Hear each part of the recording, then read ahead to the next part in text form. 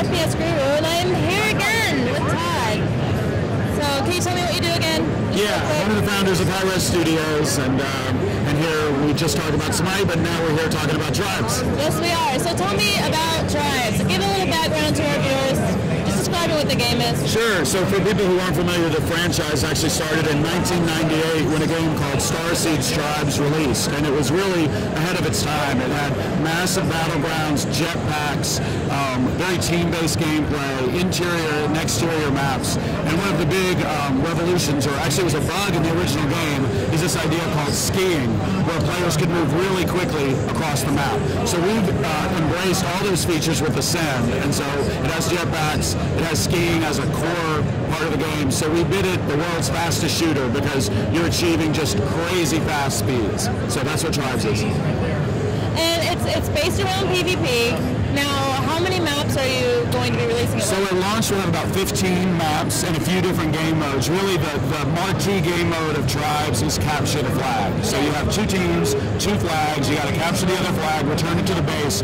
But one of the things that makes it different is each of the teams have a base, and in that base there's a generator that powers all these base functions. So if I take out your generator, your turrets go down, you can't spawn vehicles, your radar sensor goes down. So that really adds a nice strategic element and a secondary objective besides the flag. So we have that game mode as well as a few others.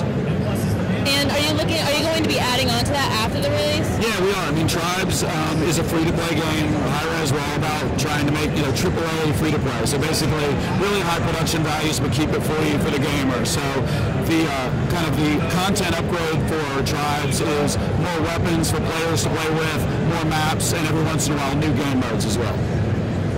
What's your favorite element of this game? Well, I mean, it's speed and it's height, because that's really what it's about. I mean, most shooters today are really slow-paced. They're more tactical, almost simulations, right? Yeah. And Tribes always kind of embraced its gameness. I mean, it's very sci-fi, vibrant action. You're right into it, and you go really fast, really high. And the concept of leading your opponent versus just coming around a corner and whoever clicks first, the other person's dead. With Tribes, there's a more kind of longer, drawn-out combat sequence. It almost looks like an air ballet. I mean, it's really pretty to watch. So that makes for some great YouTube moments and some really fun gameplay moments when players are engaged in these duels. So. Now, are they going to have things like headshots? And there's headshots in the game, although they don't do extra damage. They're basically just more like an accolade. But the equivalent in Tribes is mid-air. So if you're flying and I actually land a hit in the middle of the air, that's a hard thing to do, and so that's something that's awarded. It's called a blue play special in Tribes. If you shoot the blue disc and hit the player in the air, that's one of the many accolades in the game. So can you describe the different classes and armor types within the game? So originally in Tribes, it's always been about armor types, either light, medium, or heavy, where the lights are obviously the most mobile, but don't take as much damage, and the heavies are really bulky, but can suck up a lot of damage. And so we took those three armor types and created 9 classes out of them. So everything from a Sentinel, which is more of a sniper class, or the Infiltrator, which is also light, but more of a stealth class, kind of going behind enemy lines and taking out those generators. And then on the other extreme, you have heavies such as Juggernauts or other heavies that are good for anti-air. So the player gets 3 classes for free that they can start with that really let them fulfill a light, a medium, or a heavy role. And then over time, they can unlock other classes and then unlock different weapons to customize how they want to play.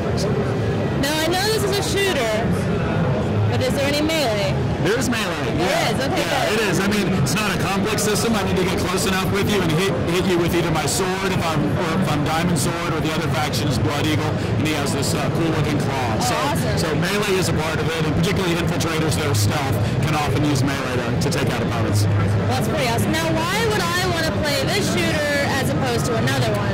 The speed and really the amount of aiming and leading make it very different from other shooters. So again, shooters that tend to be more hide and seek sort of gameplay, where you really have to, it's all about just knowing the map and anticipating where the player is and then clicking first. With Tribes, basically moving from point A to point B, we try to make a lot of fun because you're going to use your jetpack to gain really high height, and then when you catch the hill, you're going to press spacebar and start sliding and gain speed.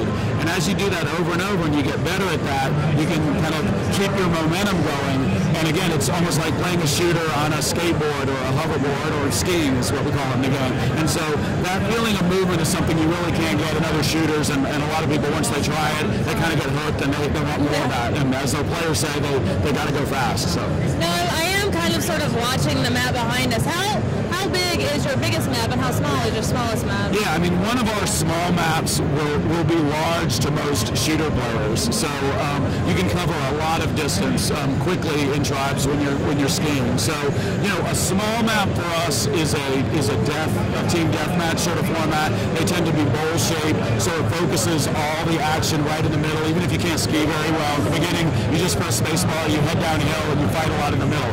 But then a much larger map would be for us a map like Katabatic, where you really have to learn to ski pretty well in order to cover the distance in that map. The map that we're playing actually up on the big screen right now is called Rain Dance, and this is the first time it's been played here at PAX. It was a map in the original Star Siege Tribes and one of the most loved multiplayer maps of all time across games. So it's been in every version of Tribes, and we're excited to have it here, Ascend here at PAX. Is there anything else you want to tell our viewers? The game is in open beta and it releases next week. So players that want to get a jump start on release can go to tribesascend.com and create a character, and we're preserving all progression up until release. And when we take the beta tag off next Thursday, they can get a jump on all the news before they hop in on release stuff. Well, you heard it. Thank you so much for taking the time to answer some more questions. Thanks, Pokket.